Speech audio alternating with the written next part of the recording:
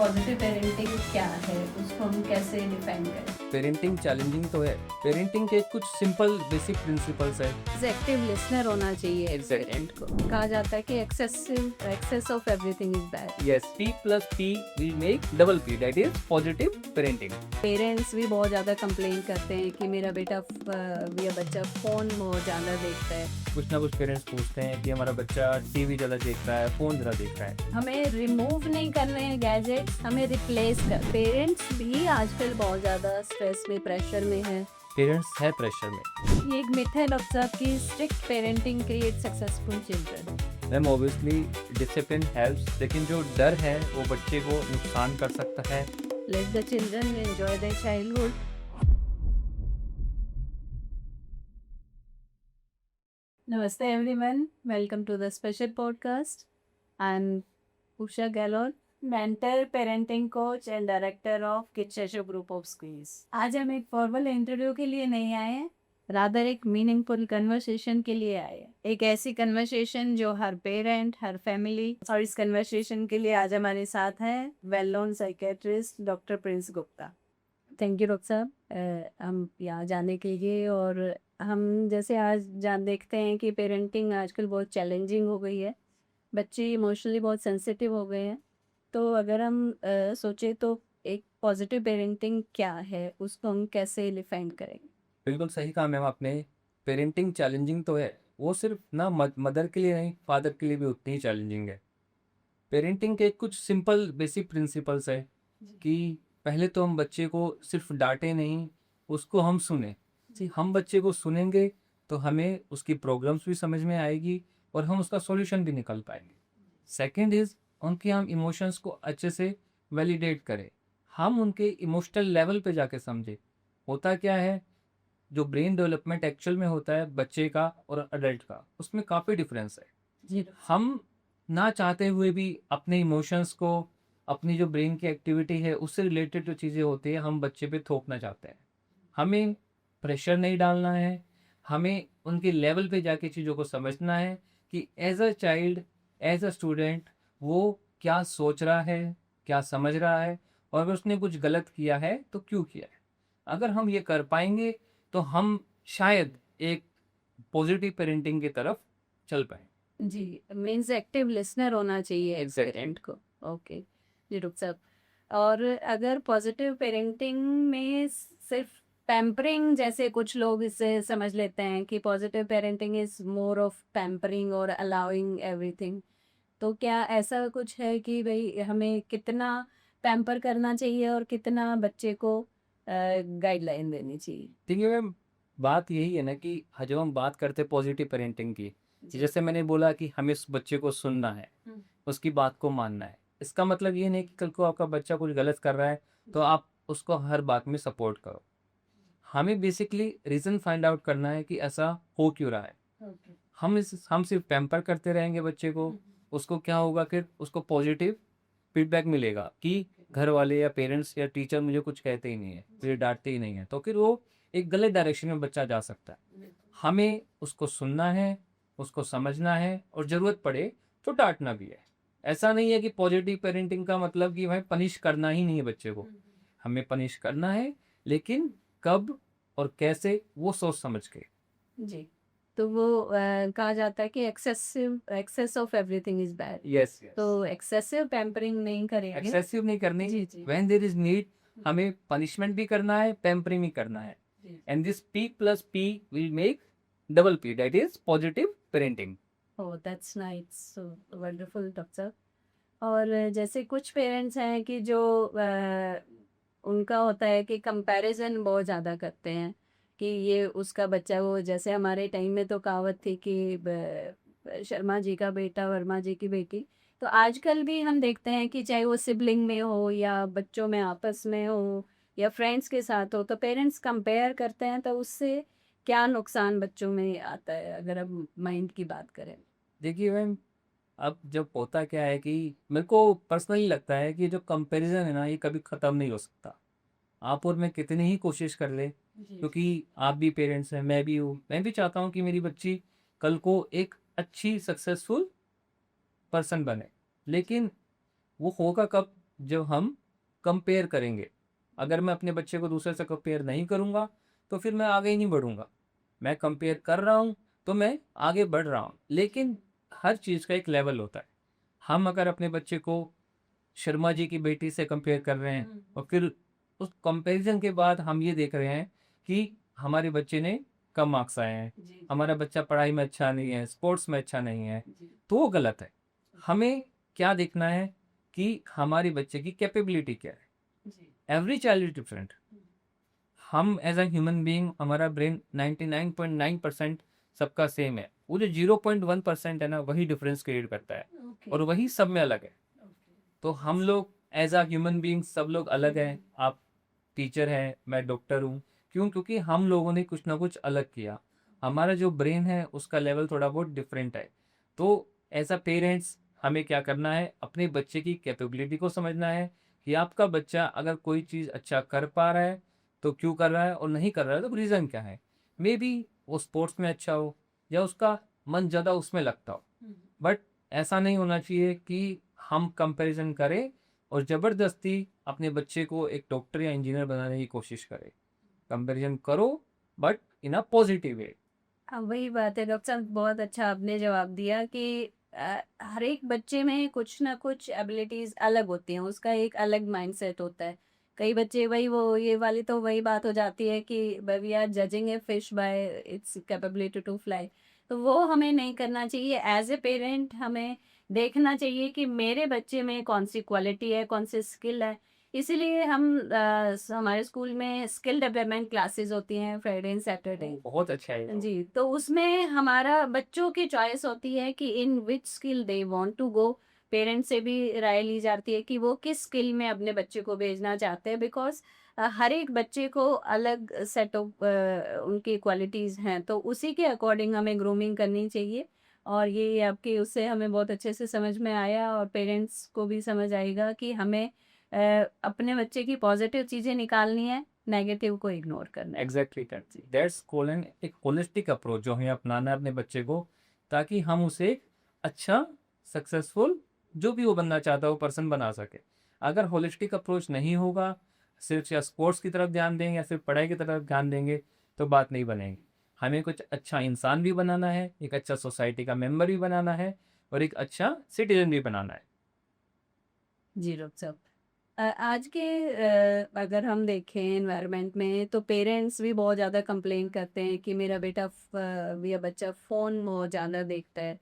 तो ये एक बहुत बड़ी प्रॉब्लम है पेरेंट्स के लिए भी और टीचर्स के लिए भी, कि तो ये जो सोशल मीडिया का जो इफ़ेक्ट हमारे बच्चों पर हो रहा है, इससे को हम कैसे मिनिमाइज़ कर सकते हैं या कैसे पेरेंट्स इससे सॉल्यूशन इसका निकाल सकते हैं? देखिए मैम, ये क्वेश्चन मेरे पास ऑलमोस्ट एवरी वीक कुछ ना कुछ पेरेंट्स पूछते हैं कि हमारा बच्चा टीवी ज़्यादा देख रहा है, फ़ोन ज़्यादा देख रहा है। जी, अब सवाल ये कि आया कहाँ से? हम ही ने तो उनको सिखाया है डेफ़िनिटली। ना? हम ही उनके सामने फ़ोन चलाते हैं, हम ही उनके सामने टीवी चलाते हैं।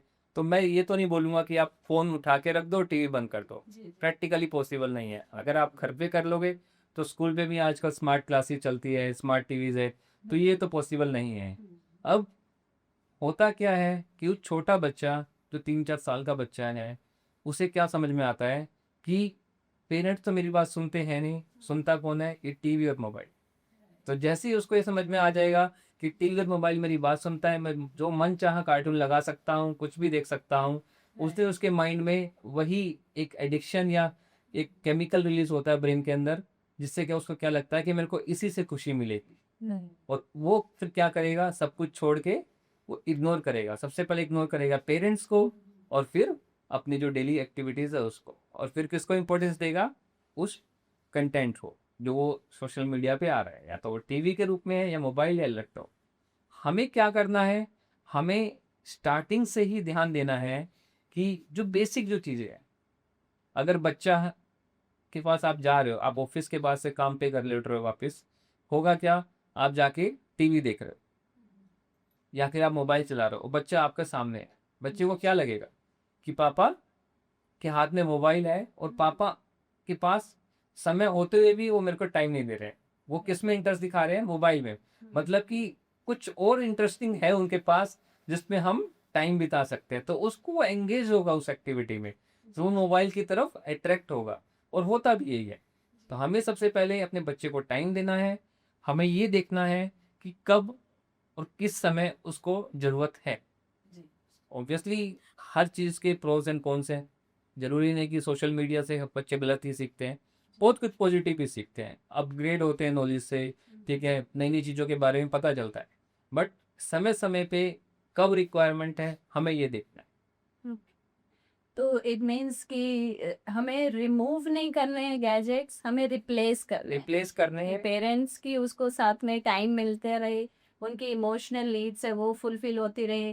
तो पेरेंट्स, जैसा डॉक्टर साहब ने बताया कि हमें अपने पेरेंट्स को, अपने बच्चों को सॉरी टाइम देना है उनके लिए जब वो चाहें, जैसे कि हमें सुनना है कि उनके लिए जब वो चाहें, उनको हमारी नीड हो तो हम उनके लिए अवेलेबल हो। और जैसे डॉक्टर साहब कहा भी जाता है कि मिरर इमेज, बच्चे मिरर न्यूरॉन्स होते हैं जो वो फॉलो करते हैं, जो वो देखते हैं वही वो सीखते हैं। एग्जैक्टली वो बिहेवियर उन्होंने देखा, पेरेंट्स में देखा, सिबलिंग्स में देखा, रिलेटिव्स में देखा, और वो वही ऑब्जर्व करते हैं। Either it is giving the temp, हाँ, कुछ भी गुस्सा करेंगे, चिल्लाएंगे, मोबाइल देखेंगे, टीवी देखेंगे या खाना खाएंगे, वो जो देखते हैं वही करते हैं, क्योंकि हम ऊपर से तो सीख के आते नहीं है, हमने जो देखा वही किया। तो हमें कई बार ऐसे इश्यूज होते हैं कि फैमिली, अब शायद कोई भी ऐसी फैमिली नहीं होगी जहाँ पे पार्टनर के बीच में इश्यूज ना चलते हो, लेकिन हम क्या करते हैं, हम भूल जाते हैं कि शायद हमारा बच्चा भी देखा है। अब बच्चा क्या देखेगा कि पापा मम्मी झगड़ते रहते हैं, और कुछ फैमिलीज ऐसी होती है कि जहाँ पर फादर फिजिकली टॉर्चर करते हैं मदर को, तो एक एज अ मेल चाइल्ड वो क्या ऑब्जर्व कर रहा है कि फादर मम्मी को फिजिकली टॉर्चर कर रहे हैं, तो वो क्या करेगा, कल को जाके वो भी वही चीज करेगा, क्योंकि उसने ऑब्जर्व वही किया बचपन से। वो कंडीशनिंग हो जाती है। एग्जैक्टली, और जब कल को वो करता है तो फिर आप बोलते हो कि बच्चे ने गलत सीखा, तो जी। पेरेंटिंग सिखाई तो आप ही ने है ना। राइट। सिर्फ पेरेंटिंग बोलना समझाना नहीं होता, बच्चा ना चाहते हुए भी वो ऑब्जर्व करता है बहुत सारी चीजें, और जो ऑब्जर्व करता है, जो हिडन ऑब्जर्वेशन है, वही असली पेरेंटिंग है। हमें उसी चीज के ऊपर सबसे ज्यादा ध्यान देना है। तो पेरेंट्स याद रखें, ये सीसीटीवी कैमरा हमारे बच्चों के माइंड में लगे हुए हैं, तो हमें ध्यान रखना है कि बच्चा हमें ऑब्जर्व कर रहा है, वो सीखता है जो हम उसको, जो वो देखता है, ना कि वो सीखेगा जो हम उसको सिखाना चाहते हैं। ये बिल्कुल सही कहा डॉक्टर प्रिंस आपने। और जैसे मैं पर्सनली ऑब्जर्व करती हूँ जब भी पेरेंट्स से मिलते हैं, कि पेरेंट्स भी आजकल बहुत ज़्यादा स्ट्रेस में, प्रेशर में हैं। सोशल प्रेशर है, उनका वर्क लाइफ का प्रेशर है, वो दोनों बहुत वर्किंग हैं, तो वो मेंटेन करना बहुत मुश्किल हो जाता है, टाइम देना मुश्किल हो जाता है।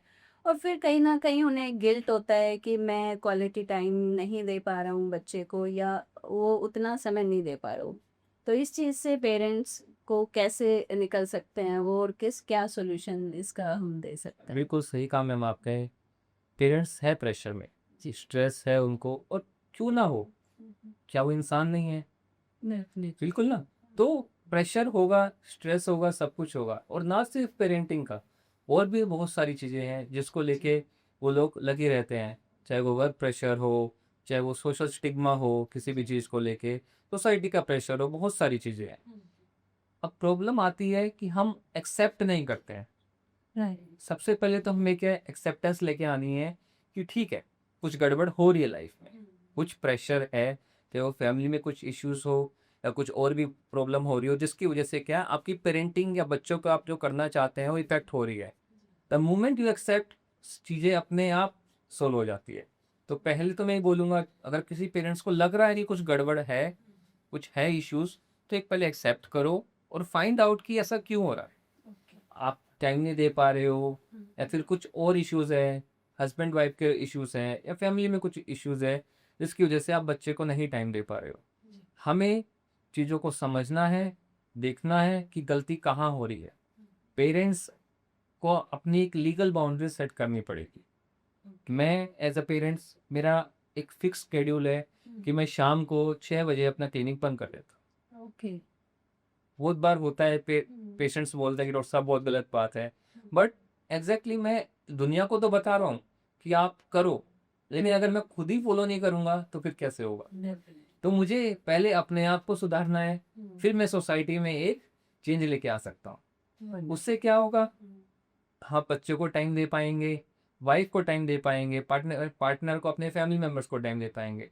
जब आप टाइम देते हो बच्चे को अपने को, तो बच्चा अपने आप समझ जाता है कि मुझे इम्पोर्टेंस मिल रही है। The moment they feel importance, तो उसमें क्या होता है, बच्चा इमोशनली कनेक्ट होता है पेरेंट्स से और इश्यूज सॉल्व हो जाते हैं। वंडरफुल डॉक्टर साहब, ये बहुत अच्छा आपने एग्जाम्पल दिया कि we should set lines for our self also. Like मैंने भी, मेरा ये हमेशा से ड्रीम था कि मैं सुबह जल्दी उठूं, और नाउ आई ज्वाइंड 2 महीने पहले मैंने 5 AM क्लब ज्वाइन किया है कि बच्चों, और मैंने वो उनमें मेरे खुद बच्चों में मैंने रिस्पॉन्स देखा है कि वो अपने आप बिना उठाए कि दे आर सेइंग कि मम्मा एक्सरसाइज कर रही है, योगा कर रही है, और उससे वो खुद उठ के आते हैं, दे आस्क कि क्या कर रहे हो, एंड कि गोल राइटिंग हम लोग कर रहे हैं। तो गुड़िया ने खुद से प्लान किया कि आज मैं ये काम करने वाली हूँ। सो आई वॉज सरप्राइज्ड कि ऐसा हो रहा है कि मतलब उसको कहना नहीं पड़ा कि आज दिन में क्या क्या रूटीन करने वाले, वो मुझे देख के and she was like making the plans. तो ये आपने बहुत अच्छी बात इट्स की। Wonderful ma'am. जी। बात वही है कि जब हम खुद स्टार्ट करते हैं Right. तो हमें समझ में आता है कि हम कहाँ गलत हैं और कैसे हम सोसाइटी में चेंज लेके आ सकते हैं। तो जैसे आपने स्टार्ट किया, जी। तो अब आपको समझ में आ रहा हो कि आप और लोगों को भी उसमें एनकरेज कर सकते हो, उसके अंदर चेंजेस लेके आ सकते हो। तो बात वही है कि सिर्फ बोलने से तो नहीं होगा, करना तो पड़ेगा। अब चाहे वो मैं हूँ, आप हो, या हमारी लिसनर्स है जो आज हमें सुन रहे हैं, तो हमें सबके लिए ये बात है। एक बार आप करो, करके देखो, चीज़ें होंगी, मिस्टेक भी होंगी, हो सकता है कि आप स्टार्ट करो ये सब और आपको ना हो पाए, बट इवेंचुअली यू रियलाइज की जो गलतियां हैं उनको आप सुधार सकते हो। तो जैसे जैसे मिस्टेक्स को सुधारेंगे, हम उस पर काम करेंगे, तो चीज़ें इंप्रूव होगी। जी, ये बिल्कुल सही कहा कि मिस्टेक्स होंगी, वी विल फेल, और ये चीज़ें बच्चों को भी सीखने की बहुत ज़्यादा ज़रूरत है कि आप फेल होगे, आपको स्ट्रगल फेस करनी पड़ेगी। और जब हम ये चीज़ें बच्चों के साथ पेरेंट्स शेयर करते हैं, तो वो उनके लिए एक रियल लाइफ लर्निंग बन जाती है कि हमेशा के लिए वो ये पाठ सीख लेंगे कि हम फेल होंगे, हमें स्ट्रगल मिलेगी लाइफ में। फेलियर इंपॉर्टेंट है मैम, बिल्कुल। अगर आप फेल नहीं होगे तो आपको सीखने को नहीं मिलेगा। अब एक समय जब आप सोचो, जो बच्चा रेगुलर अच्छे मार्क्स ले रहा है, जिस दिन वो फेल होगा, by chance, you are not expecting कि वो फेल हो, बट समहाउ कभी ना कभी लाइफ के किसी ना किसी पार्ट में ही will have to accept the failure. और जब वो फेलियर एक्सेप्टेंस नहीं होता, तब क्या होता है, बच्चा डिप्रेशन में या एनजाइटी में जाता है, और उसके बाद फिर वो नेगेटिव थॉट्स आते हैं, और समहाउ जब ये चीज़ें बढ़ जाती है तो कोई बच्चा सुसाइड भी कर लेता है। जी। तो हमें बच्चे को फेलियर और सक्सेस दोनों सिखानी है। We have to tell them कि बेटा, आज मार्क्स अच्छे आए हैं तो कल गलत भी आ सकते हैं, गंदे भी आ सकते हैं।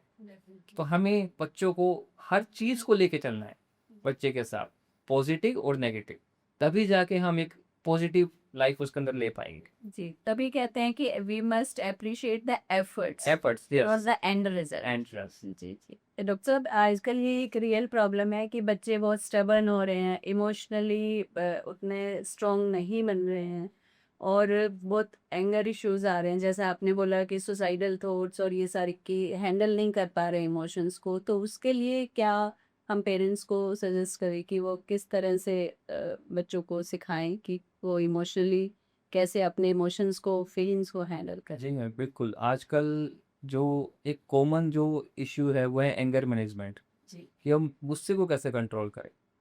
एज अ पेरेंट्स हम लोग क्या चाहते हैं कि एकदम से बच्चे को कंट्रोल करें।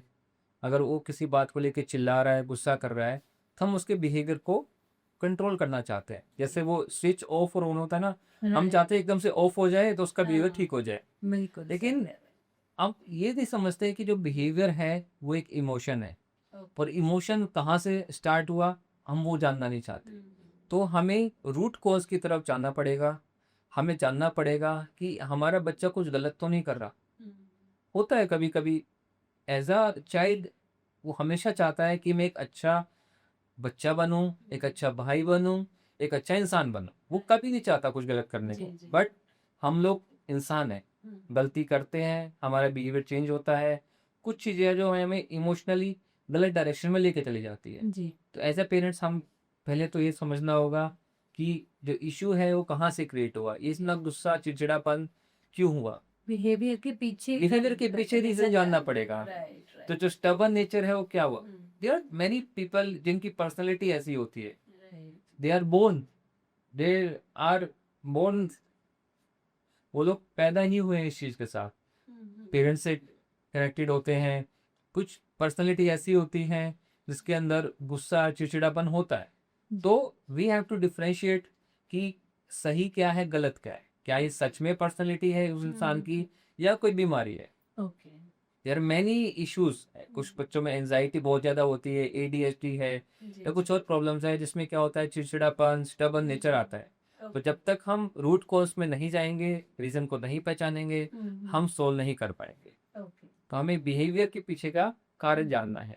ओके और उसके जानने के बाद जैसे है कि मेडिकल अगर उसको हेल्प की ज़रूरत है या वो चीज़ ज़्यादा बढ़े उससे पहले हमें उसकी नीड को सोचना पड़ेगा। बिल्कुल बिल्कुल मैम, जैसे कि आपने मेडिकल नीड बोला, अब बहुत सारी चीज़ें ऐसी हैं, न्यूट्रिशनल डेफिशिएंसी है, जैसे विटामिन B12 है, विटामिन D है, विटामिन C है। अब इनकी डेफिशिएंसी की वजह से भी जो नेचर है, बिहेवियर है, वो अलग हो जाता है बच्चे का, चिड़चिड़ापन है, अडल्ट है। यस, मैं ऑलमोस्ट एवरी पेशेंट में एक बार तो सजेस्ट करता हूँ कि विटामिन B12 विटामिन D कराओ, बहुत इंपॉर्टेंट है। और मैक्सिमम टाइम आई फील कि पेशेंट को विटामिन डी और B12 सप्लीमेंट पूरा करने की वजह से ही उसका जो इमोशनल कंट्रोल है, जो डिसरेगुलेशन जो हुआ था, वो ठीक हो जाता है। ओके हाँ, तो बेसिक हमें बेसिक पे ही रहना है। हम क्या करते हैं, जंप करते हैं कि चलो अपने बच्चे की काउंसलिंग करवाते हैं। तो काउंसलिंग तब होगी जब आप खुद ही कुछ नहीं कर पाओगे। हमें as a parents as a teacher पहले खुद के एफर्ट डालने हैं, उसके बाद बाहर की हेल्प लेनी है। ओके सो डॉक्टर साहब आप ये बात आपने बहुत अच्छे से हमें समझाई कि कितनी छोटी सी बात थी जो हमें एज ए पेरेंट समझ नहीं आ रही थी और हम बिहेवियर को वो करके देख रहे थे कि जूम करके कि ऐसा करता है ये वैसा करता है टेंट्रम थ्रो कर रहा है और इसके पीछे का आप स्पेशलिस्ट हो आई अग्री कि ये बातें आपको ज़्यादा पता है हम लोगों को ने कभी शायद इस बारे में सोचा भी ना हो कि इनकी डेफिशिएंसी से हमारे बच्चों में ये सब चीज़ें एग्रवेट हो सकती हैं तो जैसे ये है कि हमें बच्चों की डाइट है उन पे भी हमें ध्यान देना चाहिए एज ए पेरेंट कि हम क्या बच्चे को खिला रहे हैं आजकल जैसे है कि फास्ट फूड बहुत ज़्यादा हम लोग ले रहे हैं और एक मेन रीज़न उसका ये भी आ रहा है कि उसके पीछे जैसे है कि अगर बहुत ज़्यादा शुगर या बहुत ज़्यादा सॉल्टी और ये सब चीज़ें अगर बच्चे खा रहे हैं कंज्यूम कर रहे हैं तो एकदम से उनका वो शूट अप हो जाता है कि एनर्जी लेवल बढ़ जाता है फिर ये चीज़ें जैसे मैं पढ़ती हूँ साइकोलॉजी में मैंने पढ़ी है कि भाई ये चीज़ें मैटर करती हैं तो आपने भी बताया कि yes ma'am this all things matter बिल्कुल मैम, बिल्कुल तो ये सब चीज़ें डेफिनेटली कहीं ना कहीं एक इम्पोर्टेंट रोल प्ले करते हैं, not only physically, also mentally. तो मैम ये सिर्फ अकेले नहीं होगा, इसमें पेरेंट्स और टीचर दोनों को मिलके ही रीज़न फाइंड आउट करना पड़ेगा कि बेसिकली क्या है। मैं ये नहीं बोलता कि आप हर 2 महीने में जाके डॉक्टर के पास जा रहे हो और आप चेकअप करा रहे हो, जी ये गलत है। ओके किसी भी चीज़ को आपको ओवर नहीं करना है। एक बार जाओ, आप मिलो, अगर आपको लग रहा है कुछ प्रॉब्लम है तो उसका सॉल्यूशन निकालो। जी जी इसलिए डॉक्टर साहब हम लगभग साल में एक बार दो बार हम लोग कंप्लीट हेल्थ चेकअप के लिए टीम को बुलाते हैं स्कूल में और उससे हमें जो माइनर प्रॉब्लम्स हैं वो डायग्नोस हो जाती हैं देन वी से कि भाई आप उनसे मिल सकते हो अब आगे फर्दर आपको कंसल्टेशन की ज़रूरत है या नहीं है तो वो अगर जल्दी ही हमें पता चल जाए कोई भी चीज़ है या कोई इलनेस है या मेंटल इश्यूज हैं तो उसका जल्दी ही उसका इलाज हो सकता है तो that is very good doctor साहब कई बार पेरेंट्स ये हमसे पूछते हैं कि मैम हमारे टाइम में इतनी पनिशमेंट थी इतना ज़्यादा वो था कि बहुत ज़्यादा कोई ध्यान नहीं देता था तो भी वी आर सक्सेसफुल बट आज के बच्चे हैं जो छोटे छोटे एग्जाम्स हैं एक तो हमारे स्कूल में like she was in 5th class और इतना प्रेशर वो फेस कर रही थी कि उसको एसएस के पेपर से पहले शी वाज ऑलमोस्ट कि एंजाइटी अटैक उसको हम कह सकते हैं कि शी वाज फीलिंग दैट। तो हमें पेरेंट्स को बुलाना पड़ा। तो इस तरह के इश्यूज का हम आजकल बहुत देख रहे हैं। तो क्या इनका सॉल्यूशन हो सकता है कि पेरेंट्स और as a team as a teachers हम लोग हम क्या उसमें एज ए स्कूल हम कोऑपरेट कर सकते हैं और पेरेंट्स को भी इसमें गाइडेंस आपकी मिले तो बहुत अच्छा है। मैम बिल्कुल सही कहा आपने। ये बहुत कॉमन है। ये जो आपने एनजाइटी अटैक बोला, मैं इसको थोड़ा मॉडिफाई करूंगा अपने टर्म से, पैनिक अटैक। अब बच्चे को क्या होता है ना कि उसे वो जो सिचुएशन होती है जिसकी वजह से वो प्रेशराइज किया जा रहा है, आइदर इट इज कंपैरिजन जो हम बात कर रहे थे, वो शर्मा जी का बेटा और बेटी, और या फिर प्रेशर जो मार्क्स का है। कई बार मार्क्स आते हैं 80% मार्क्स आए तो पेरेंट्स बोलते 80%, इतने क्यों उसके तो 98 आए हैं, 99 आए हैं। अब हम लोग ये पूछना भूल जाते हैं कि ये जो मार्क्स कम आए हैं बच्चे के, क्यों आए हैं, जिसके पीछे रीज़न क्या है, हम कहाँ पे इम्प्रूव करें। हम एज अ पेरेंट्स सिर्फ सवाल पूछ रहे हैं अपने बच्चे से, लेकिन उसके पीछे का रीज़न ढूंढना नहीं चाहते। अब 80% मार्क्स आए, 80% आए, हमने बच्चों को डांट दिया कि तूने पढ़ाई नहीं करी होगी या कुछ नहीं और गेम्स में ध्यान दिया होगा, बट भूल जाते हैं कि मार्क्स उसकी जो आइडेंटिफिकेशन है, उसकी जो एबिलिटी है, उसको डिफाइन नहीं करते हैं। ऑब्वियसली बच्चा है, वो पढ़ेगा तो अच्छे मार्क्स आएंगे, बट वो 1 आवर या 3 आवर्स का एग्ज़ाम उसकी पूरी स्टडी को डिफाइन नहीं कर सकता। जी अगर एज अ पेरेंट्स हम बच्चे को प्रेशराइज नहीं करेंगे और उसको एक अच्छा रूटीन देंगे, सेफ इमोशनल एनवायरनमेंट देंगे, तो शायद हम इस चीज़ को अच्छे से सक्सेस कर पाए। अब प्रॉब्लम सबसे बड़ी पेरेंटिंग में यही होती है कि हम बच्चे को बोल रहे हैं कि तुमको मार्क्स अच्छे लाने हैं, तेरे को इंजीनियर बनना है, डॉक्टर बनना है, तो वो जो कंपैरिजन है उसको बिल्कुल हमें नलीफाई करना होगा। ठीक है, ज़्यादा नहीं, थोड़ा बहुत हमें थोड़ा बहुत कंपैरिजन करना है, कंप्लीटली इग्नोर नहीं करना है। थोड़ा बहुत करें बच्चे को, ताकि समझ में आए कि हमें कंपटीशन करना है, हेल्दी लेकिन कंपटीशन। ओवर कंपटीशन नहीं करना है। उसको अगर हम अनहेल्दी वे में लेंगे तो प्रॉब्लम होगी बच्चे को, बच्चा प्रेशराइज होगा, और कल को वो स्ट्रेस, जब वो इंटॉलरेंस होता है तो बच्चे को मेंटली इलनेस हो सकती है, तो वो वीक भी होगा मेंटली, और उसकी वजह से क्या होगा, उसकी जो परफॉर्मेंस है वो कम हो। तो डॉक्टर साहब जैसे हम देखते हैं कि पेरेंट्स जो बच्चा अपने तरह से चले जा रहा है तो एक हमारी लाइफ में डिसिप्लिन कितना इम्पोर्टेंट है और वो किसी भी बच्चे को सक्सेसफुल बनाने के लिए कितना ज़्यादा ज़रूरी है। और एज ए पेरेंट्स अगर हम माने कि 10 से 15 साल का 20 साल का बच्चा है उसमें डिसिप्लिन का कितना रोल है और पेरेंट्स किस तरह से उसको इनकलकेट कर सकते हैं अपने बच्चे में। मैम डिसिप्लिन एक इम्पोर्टेंट पार्ट है पॉजिटिव पेरेंटिंग का। अगर हम डिसिप्लिन होंगे तो बच्चा वो हमें देख के कहीं ना कहीं चीज़ें सीखेगा, और कल को डिसिप्लिन होगा। डिसिप्लिन सिर्फ पढ़ाई को लेके नहीं, सेल्फ केयर को लेके, फैमिली को लेके, अपने एनवायरनमेंट को लेके, सोसाइटी को लेके, और तभी हम एक अच्छी सोसाइटी को डेवलप कर पाएंगे।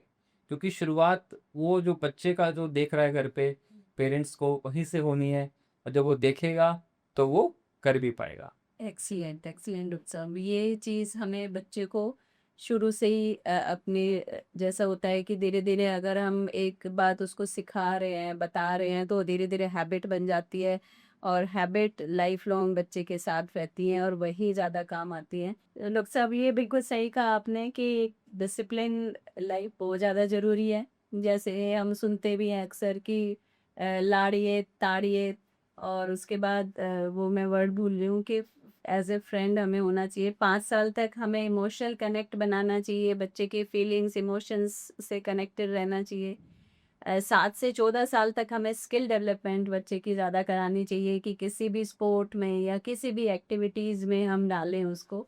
और जब बच्चा 14 साल का हो जाता है तो तब हमें एज ए फ्रेंड उसके साथ बिहेव करना चाहिए। हमेशा उसको करेक्ट ना करें, उसकी सिर्फ सुने और उसको सॉल्यूशन निकालना सिखाएं। तो जैसे हम सब देखते भी थे कि प्राचीन जो सभ्यता थी उसमें भी राजा महाराजाओं के बच्चे भी, राजकुमार भी गुरुकुल में पढ़ते थे। बिल्कुल, बिल्कुल मैम। जी। अभी भी कुछ पेरेंट्स हैं जो इस चीज़ को फ़ॉलो कर रहे हैं। वो अपने बच्चों को जो पुराने जो है ट्रेडिशन के अकॉर्डिंग चाहते हैं कि वो उनकी ग्रोथ वैसे हो। जी। कुछ स्कूल्स हैं, कुछ जो वैदिक संस्थाएँ हैं, अभी भी है जो रन हो रही है। इवन हमारी सिटी में भी है, जो इस चीज़ पे काम कर रही है।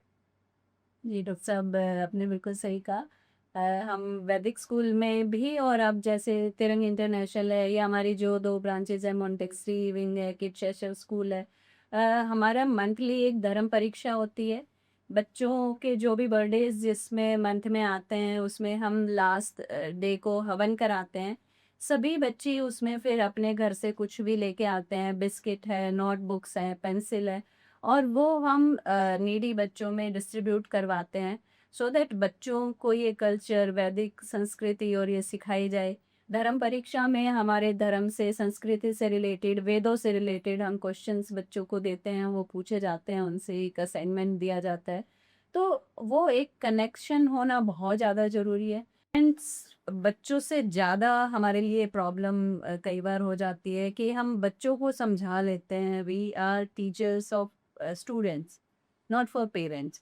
बट पेरेंट्स को वो चीज़ समझाना, वो चीज़ उनको किसी भी कोई भी एंगल उनके लिए वो वैलिड नहीं होता है कि डांटना भी नहीं है, मारना भी नहीं है, पढ़ाना सब कुछ आपको ही है। तो वो सारा सब कुछ जो टीचर पे आ जाता है, उसमें कहीं ना कहीं टीचर्स मुझे दिख रहे होते हैं, स्ट्रगल कर रहे हैं।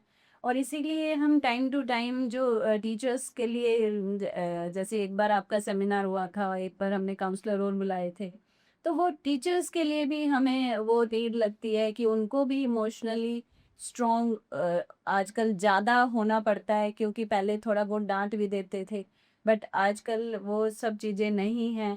तो टीचर्स को बहुत ज़्यादा स्ट्रगल करना पड़ता है। धीरे धीरे उनको केवल बच्चों को नहीं, पेरेंट्स की भी काउंसलिंग करनी पड़ती है कि ma'am we are taking care of your child.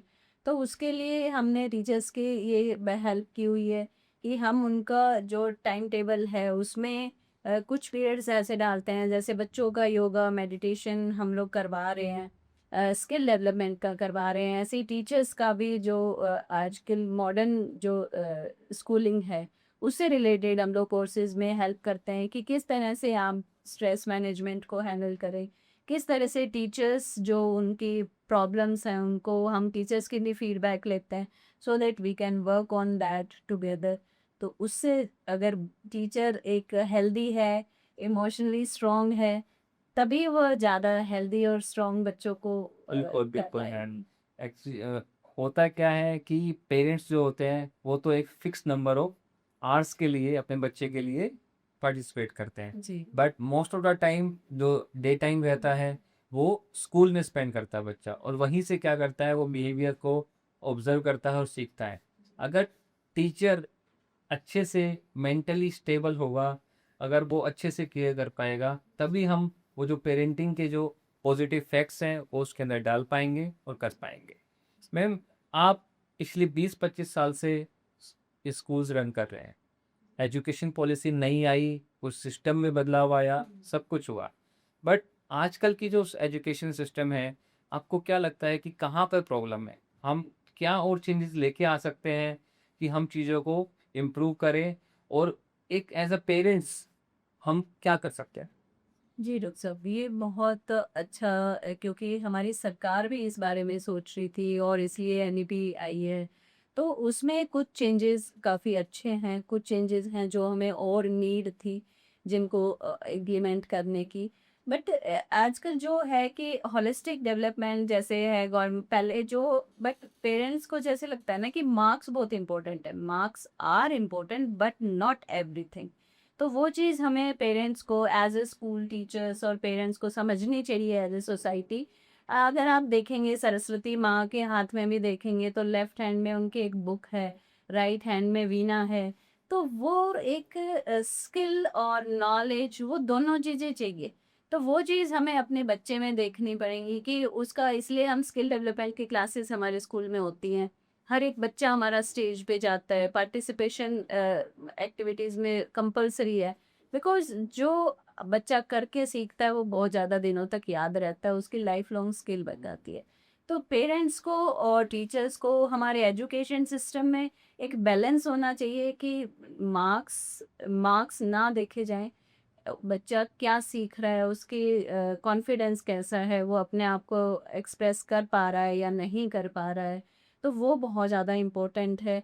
As a parents, as a school owner, हम लोग ये हमारे लिए प्रायोरिटी होती है कि हम बच्चे को सेट ऑफ स्किल्स दें, ना कि सिर्फ़ और सिर्फ़ पढ़ाई में हम बच्चे को वंडरफुल मैन, आपने बहुत ही अच्छे तरह से एक्सप्लेन किया। जो आपने बताया कि ये जो ऑब्जर्वेशन है, जो स्किल है, ऑब्जर्वेशन स्किल, जैसे कि बताया कि सरस्वती माता के एक हाथ में वीणा है, एक हाथ में बुक है। यही अगर ऑब्जर्वेशन अगर हम लाइफ में मैक्सिमम टाइम रखेंगे तो शायद हम इम्प्रूव कर पाए, क्योंकि हम जो ऑब्जर्व करते हैं वही हम अपने बच्चे को सिखाते हैं, वही हम सोसाइटी में चेंज लेके आते हैं। ऑब्जर्वेशन बहुत इंपॉर्टेंट है। मैम, बहुत बार ऐसा होता है कि कुछ बच्चे होते हैं जो एकेडमिकली बहुत वीक होते हैं, जी। तो आप उनको किस तरह से अपब्रिंगिंग करते हैं, कैसे उनसे ट्रीट करते हैं, ताकि पेरेंट्स को भी हम समझा पाए और बच्चे को भी ग्रोथ हो सके? डॉक्टर साहब, एक अल्बर्ट आइंस्टाइन की उन्होंने कहा था कि if you want to make your child intelligent, tell them the stories. किसी ने फिर पूछा कि if you want them more intelligent, tell more stories. तो ये बहुत इजी है, और इस पे एकेडमिकली बच्चा बहुत ज़्यादा साउंड या स्ट्रांग होना बहुत ज़रूरी नहीं है। उसके लिए आप किसी भी बच्चे को, आप 2 साल के बच्चे को भी स्टोरी सुनाइए, आप 10 साल के बच्चे को भी सुनाइए।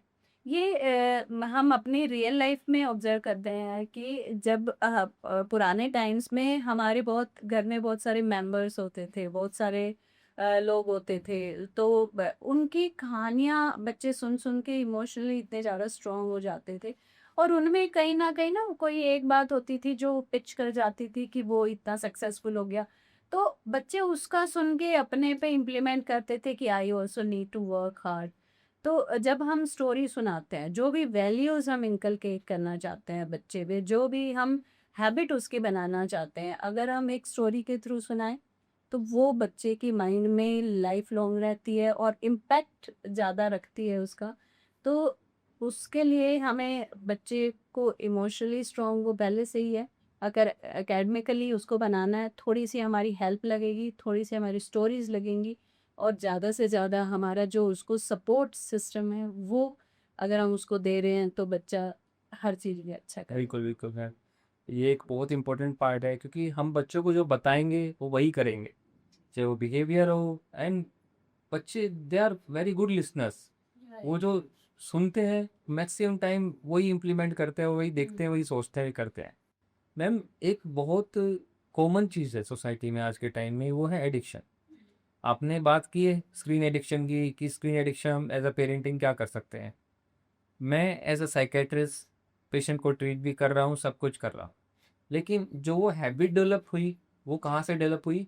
बहुत पहले। तो as a school, as a director of schools, आप क्या रोल प्ले कर रहे हैं? आप सोसाइटी में कैसे चेंज लेके आ सकते हैं? या अभी आपने क्या चीज़ें इम्प्लीमेंट करी जिससे क्या है बच्चों का गलत चीज़ों में ध्यान ना जाए?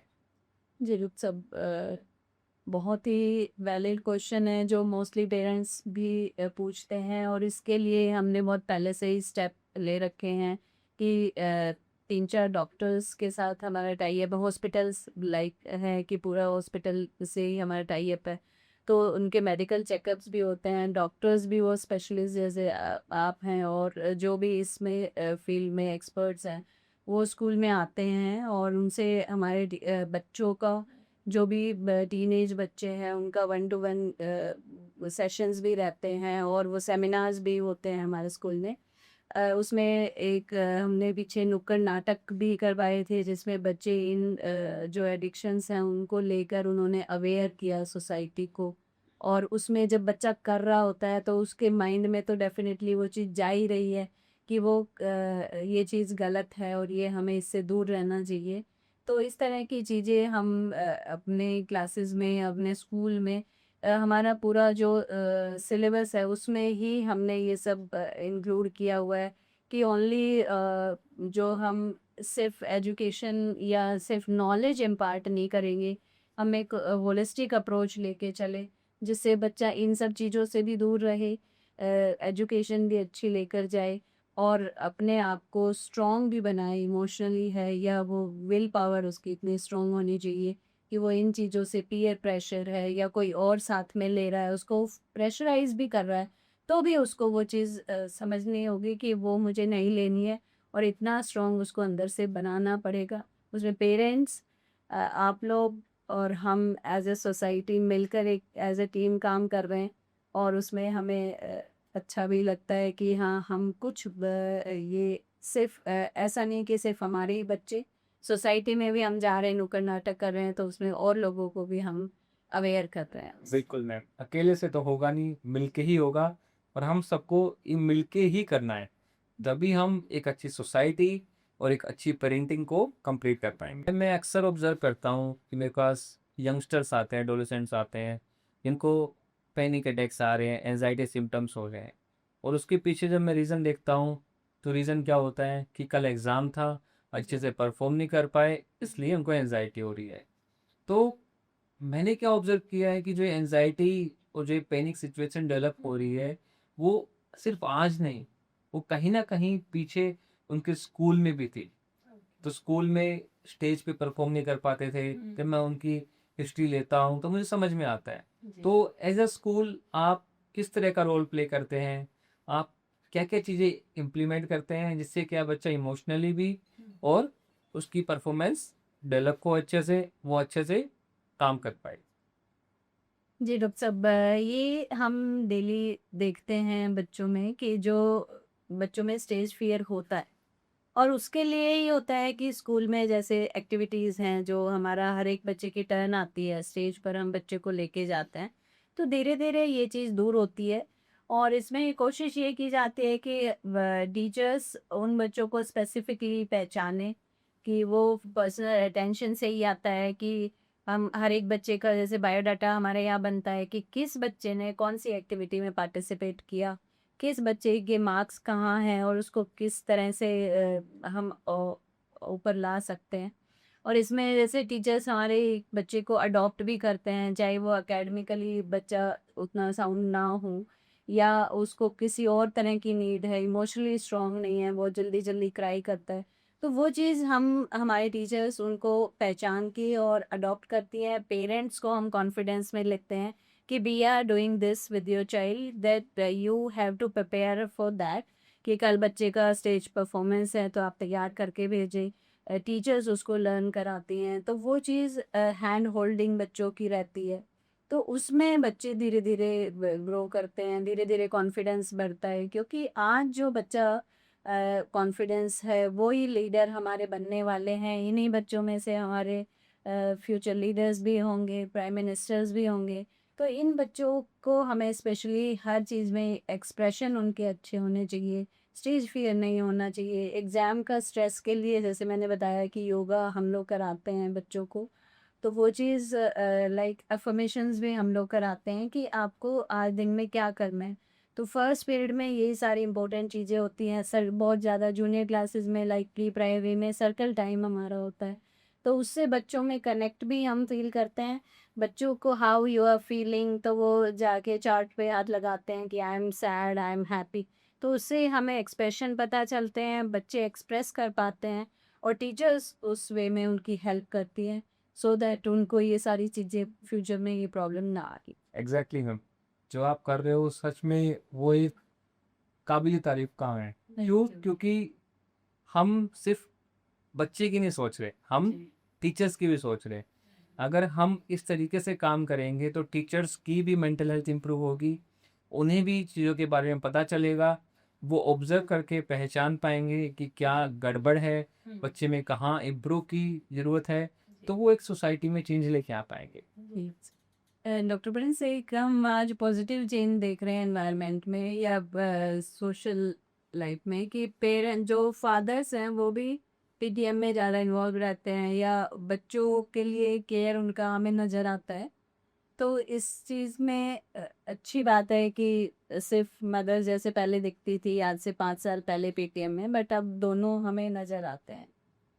मैम ऑब्वियसली देखो, पेरेंटिंग सिर्फ मदर के लिए नहीं है।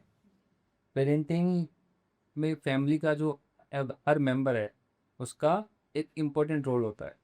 आइदर इट इज़ दादा दादी, नाना नानी, सिबलिंग्स है, फादर है। ऑब्वियसली मेरे को याद भी नहीं है कि शायद मेरे फादर कब मेरे टाइम पे कब गए थे पीटीएम में, लेकिन आज का समय बदल रहा है एंड वो एक बहुत अच्छा अप्रोच है। उसमें एक इमोशनली सपोर्ट मिलता है, ना सिर्फ बच्चे को, आपके पार्टनर को भी, कि आपको अपने रोल और रिस्पॉन्सिबिलिटीज समझ में आती हैं, उसमें आप फिर कैसे आगे निभा सकते हो आपको समझ में आता है।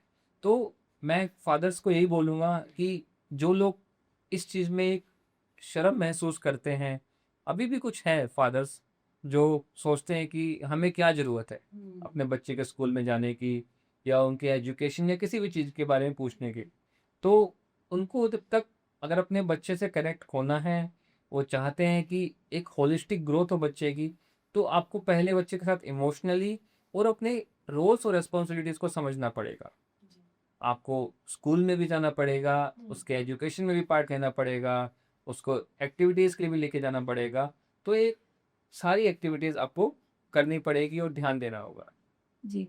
और जैसे हम लोग बच्चों से जब बात करते हैं, हम इंटरव्यूज भी होते हैं बच्चों के भी, टीचर्स के भी, तो हम देखते हैं कि उसमें जो बच्चे हैं उनकी रोल मॉडल लाइक आफ्टर 12 तो सभी के फादर्स होते हैं।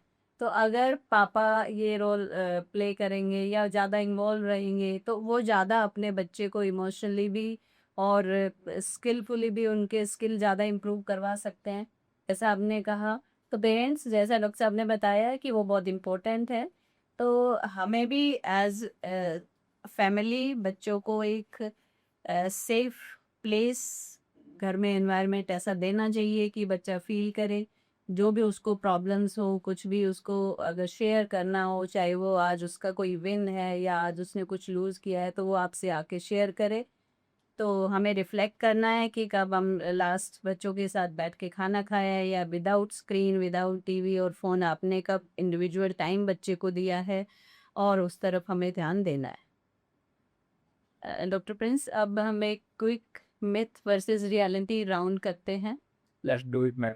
ये एक मिथ है डॉक्टर साहब की strict parenting create successful children.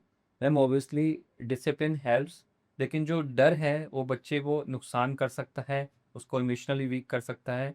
तो we have to try to find out कि दोनों में डिफरेंस क्या है और हम कैसे बच्चे की ग्रोथ कर सकते हैं। जो पेरेंट्स चाहते हैं चिल्ड्रन शुड नेवर क्राई, और स्पेशली मेल के लिए तो बोला ही जाता है। मैम ये बिल्कुल गलत है, क्योंकि क्राइंग एक इमोशनल रिस्पॉन्स है। अगर हम उसको सप्रेस करेंगे तो कल को वो एक अनहेल्दी इमोशन के रूप में बाहर आएगा। Either it is irritable behaviour या फिर वो एकदम से गुस्सा या चिड़चिड़ापन। तो Right. Either it is male child और फीमेल चाइल्ड, अगर हम हंस सकते हैं, अगर हमें हंसने की इजाज़त है, तो हमें रोने की भी है।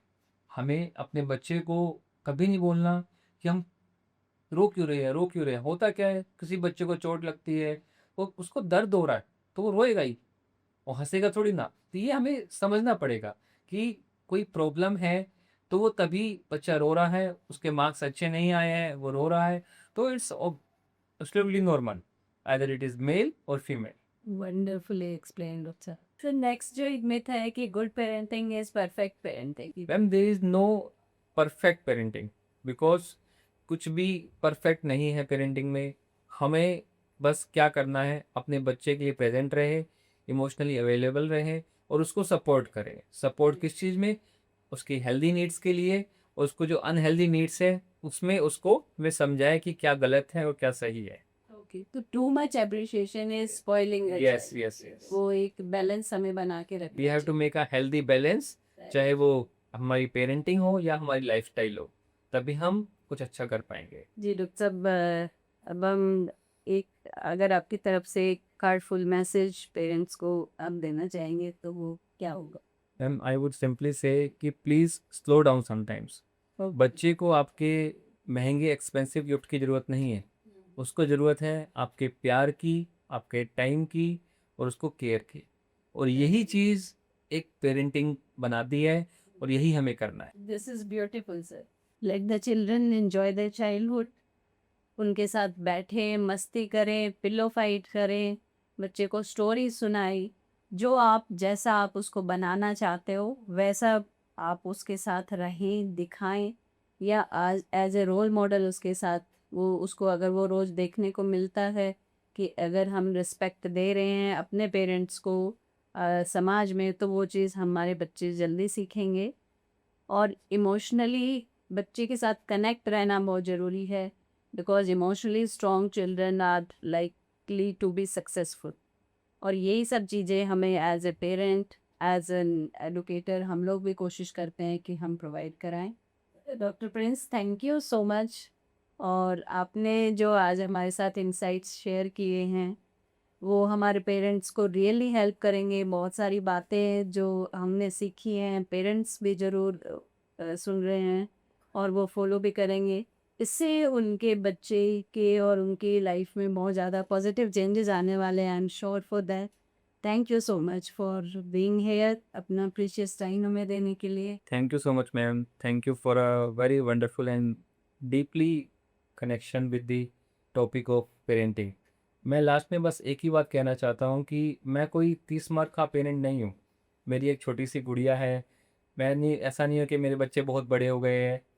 ऑल दिस आज हमने डिस्कस किया, ये सिर्फ एक्सपीरियंस से जो मैं अपनी क्लिनिक्स में ऑब्जर्व करता हूँ या मैं स्कूल्स में देखता हूँ पेरेंट्स से फॉर्मल इश्यूज रहते हैं, उसके बारे में डिस्कस किया। आगे हम इसी चीज़ के बारे में बात करते रहेंगे और कुछ भी क्वेश्चन हो तो हम बाद में डिस्कस कर सकते हैं। एंड वी होप कि पेरेंट्स को आज जो हमने डिस्कस किया है उससे कहीं ना कहीं कुछ जो मिथ्स है वो क्लियर होंगे और कहीं ना कहीं एक जनरल गाइडलाइंस बनेगी जिस पे हम आगे इम्प्रूव कर सकते हैं। Thank you so much. And thank you parents for watching this.